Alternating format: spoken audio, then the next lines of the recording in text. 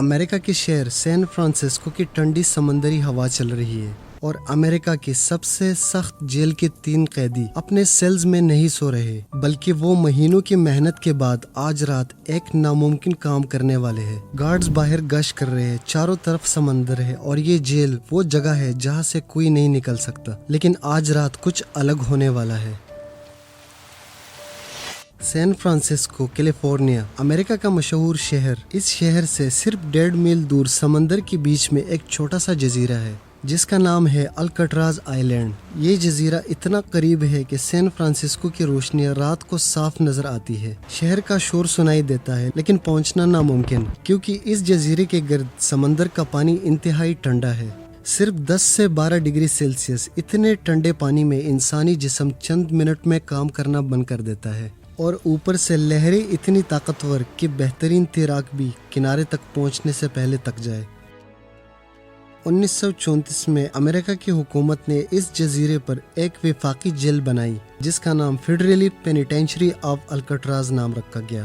اس jail بنانے کا صرف ایک ہی مقصد تھا، وہ مجرم جو دوسری جیلوں سے بھاگ چکے تھے ان کو کنٹرول کرنا مشکل تھا۔ دوستو، جیل کے اندر سب کچھ تھا، سیلز، کیفیٹیریا، لائبریری، یہاں تک کہ بینڈ بجانے کی جگہ، لیکن آزادی نہیں تھی۔ 29 سال تک یہ جیل چلی اور اس دوران تقریباً 1576 قیدی یہاں پر رہے۔ 14 دفعہ فرار کی کوشش ہوئی لیکن سرکاری ریکارڈ کہتا ہے کہ کوئی کامیاب نہیں ہوا۔ لیکن 1962 میں ایسا واقعہ ہوا جس نے سب کو ہلا کر رکھ دیا۔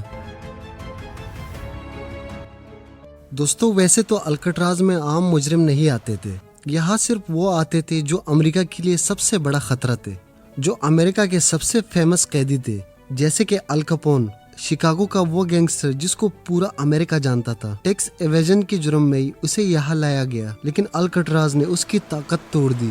ایک اور مشہور کڈنیپر جارج، جو بینک رابری اور کڈنیپنگ کے لیے بہت فیمس تھا، اسے بھی یہاں بھیجا گیا۔ اور رابرٹ سٹراؤڈ، جسے برڈ مین آف الکٹراز کہتے ہیں، اس نے جیل میں رہتے ہوئے پرندوں پر بھی کتابیں لکھی۔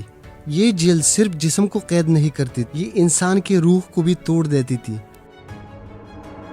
اور پھر 1960 میں اس جیل میں 3 آدمی لائے گئے، فرینک مورس، کلیرنس اور جان۔ فرینک مورس یہ کوئی عام مجرم نہیں، یہ ایک جینیس بھی تھا جس کا IQ لیول 133 تھا۔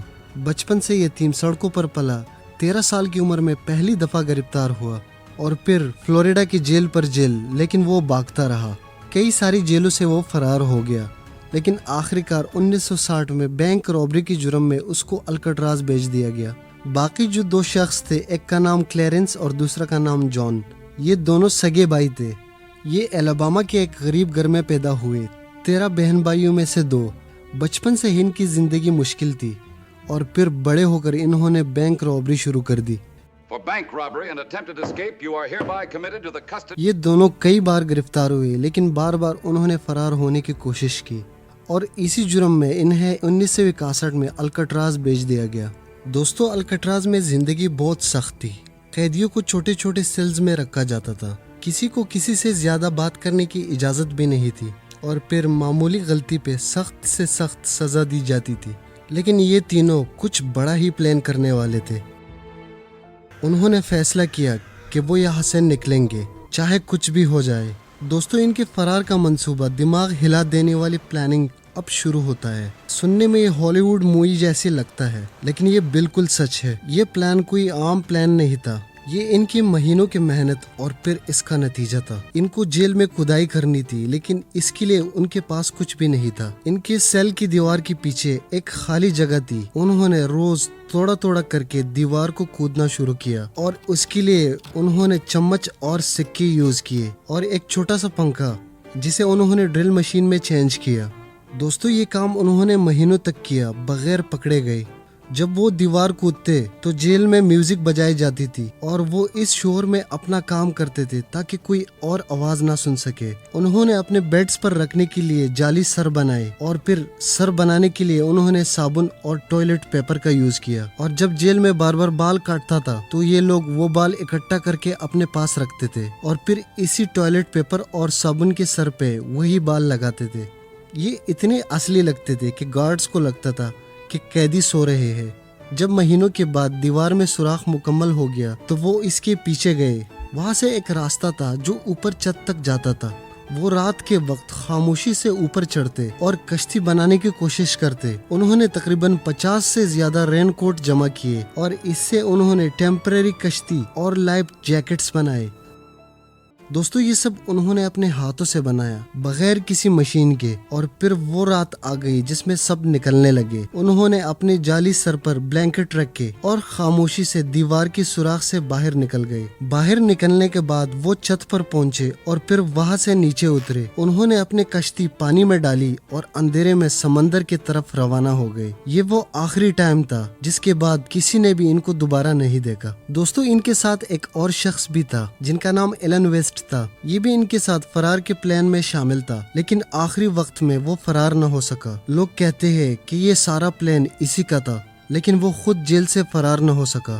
اگلی صبح جب گارڈز آئے تو سب کچھ نارمل لگ رہا تھا. جب انہوں نے قیدیوں کو جگانے کی کوشش کی تو ایک سر اچانک سے نیچے گر گیا اور سب کو پتہ چل گیا کہ وہ صرف ایک جعلی سر تھا. یہ دیکھتے ہی جیل میں ہنگامہ مچ گیا. FBI اور دیگر اداروں نے بڑے پیمانے پہ تلاشی شروع کی لیکن ان کو صرف کچھ چیزیں ہی ملی جیسے کہ ایک لائف جیکٹ, کچھ کپڑے, کشتی کا ٹکڑا. لیکن فرار قیدی کبھی نہیں ملے.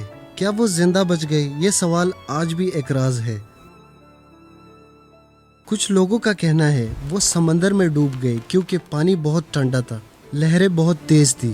لیکن کچھ ثبوت ایسے ہیں جو کہتے ہیں وہ بچ گئے تھے. ان کی فیملیز کو بعد میں خفیہ لیٹر بھی ملے. کچھ لوگوں نے دعویٰ کیا کہ انہوں نے انہیں زندہ دیکھا ہے اور ایک ایسا خط بھی ملا جس میں کہا گیا کہ فرینک مورس ابھی بھی زندہ ہے. لیکن اصل سچ کیا ہے وہ کوئی نہیں جانتا. دوستو آپ کے خیال میں ان کے ساتھ کیا ہوا ہوگا؟ آپ بھی کمنٹ میں اپنا رائے دے دیں اور اگر ویڈیو اچھی لگی ہو تو لائک اور سبسکرائب ضرور کریں. ملتے ہیں نیکسٹ ویڈیو میں.